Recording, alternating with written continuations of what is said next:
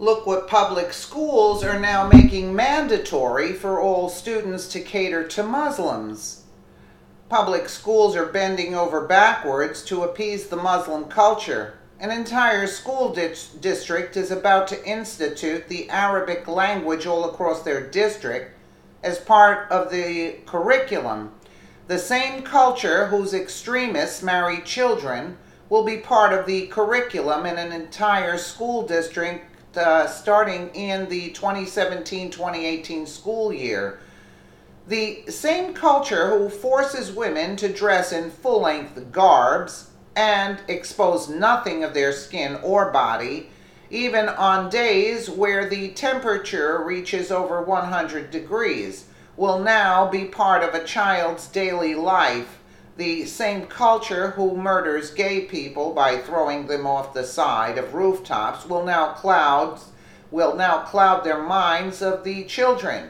Some people will suggest that since we have every other language possible mixed into our schools and curriculum, that maybe integrating Arabic is just as welcome. That makes perfect sense, but one must remember that the extremists from this language have not modernized their religion to meet social norms and standards. This religion continues to treat women and children poorly, so why should or would anyone want to integrate it into a public school setting? The argument could be that there's bad people in every religion, which is strikingly true, but how many of those religions honor kill their own family members? Edmonton Public Schools currently offers an Arabic language program that has been in place for a number of years, during which time the board has built up expertise and experience in delivering this program. Next school year, a modified version of the program will be available for other school authorities across the province. Our government recognizes the economic and academic benefit of proficiency in more than one language. We are thrilled to be moving forward in our commitment to develop the provincial Arabic language arts kindergarten through 12 curriculum by September 2018. We know this new curriculum will make life better for so many students in Alberta. Are you kidding me? David Egan, Minister of Education, the Canadian government of Edmonton states they recognize the economic and academic benefits, but what exactly are they?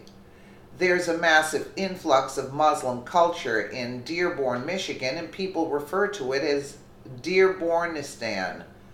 How many of the people who've moved here from other countries are living on the government's dime? If they are, then how is that beneficial to the economy? What is the academic benefit of learning Arabic other than being a translator for a crime-fighting unit who tracks down terrorists? I wonder if the residents of Edmonton are really thankful for this. Have the people had their say?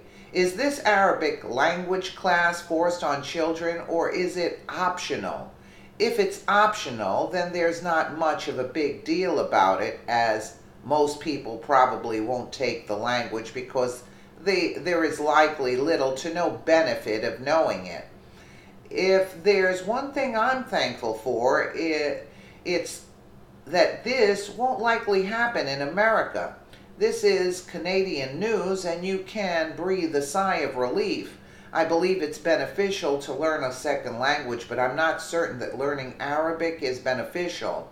There are also people who would suggest that it could be used to indoctrinate youngsters with the language of a religion that could end up mix them into a life of bizarrely civilized practices of the Muslim religion.